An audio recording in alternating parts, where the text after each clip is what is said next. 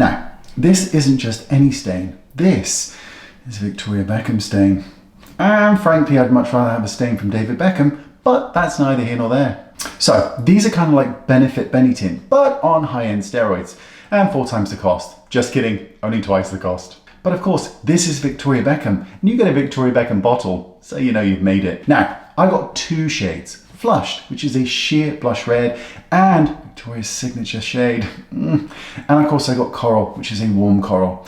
Now these do apply like a dream, but as you would expect, you do need to blend pretty fast, which makes sense because after all, they are a stain. However, even though they're a stain, they do not stain anywhere near the same way Benefit does, because that can leave a mark of demarcation if you don't blend fast enough.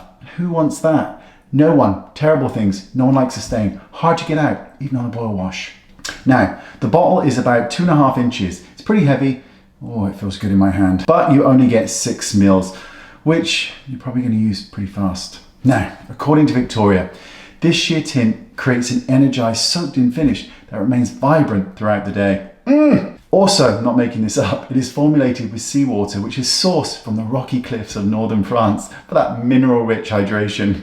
Because, well, frankly, plain old water just won't do. I mean, this is Victoria Beckham, for fuck's sake. I'm tempted when these come to an end just to decant my old Benefit into them and live a faux blessed fake life. Now, a quick spritz of Victoria Beckham 2150 Reverie, and now I look and smell like old money.